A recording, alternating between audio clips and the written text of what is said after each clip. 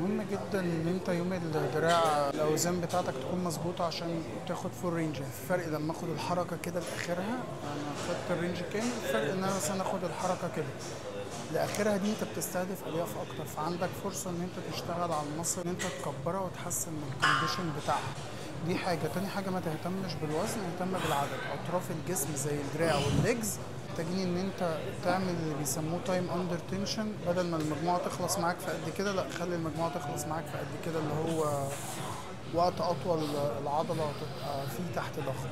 من اكتر الحاجات اللي ممكن تساعدك ان انت تظبط عضلات الدراع. برضه ما كنتش قادر بصراحه اتمرن اي حاجه، بس قلت لنفسي ان انا لا مش عايز اقطع سلسله النظام اللي انا ماشي عليها بقالي فتره.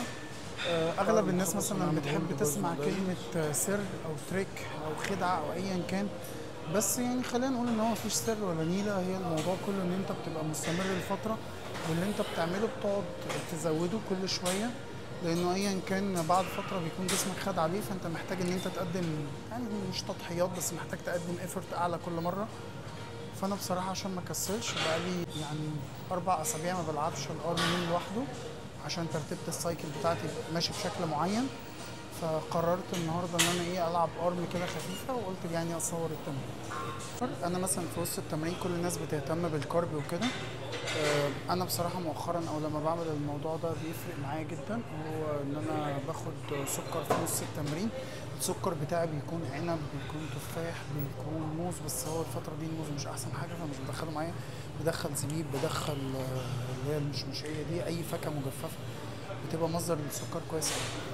بتخليني ان انا اعمل بومب جامد قوي، وبتعمل لي هيدريشن او ترطيب جوه العضلات، وانا محتاج ده. بلس ان هي بتحفز الانسولين عندي، فبتخليني ان انا اقدر اكل كويس. ده بالنسبه للناس اللي هي عايزه تعمل عضلات ونسبه الدهون في جسمها قليله.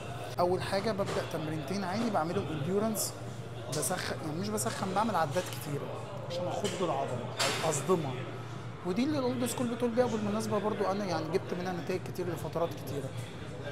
بعدين بعمل اخر التمرين زي دلوقتي كده بعمل بومب، بس ما بهتمش بالوزن، بهتم برضو بالعدد. عايز اختم التمرينه بتاعتي بغشوميه، عايز اوصل اكبر دم اكسجين للعضلات. فبالتالي بعتمد على الوزن القليل او الوزن المتوسط والعدات الكتيره.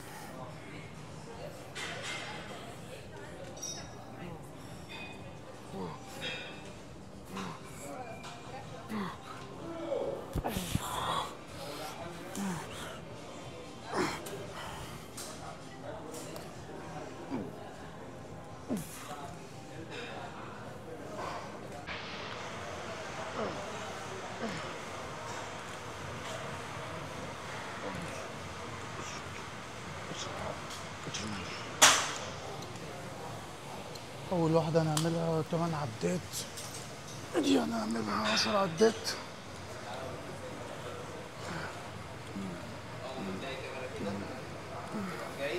لا والنبي والله العظيم حرام. ماشي مش خلاص الفيديو باظ، سيبني بقى. ركز معايا عشان تبقى مدرب شاطر.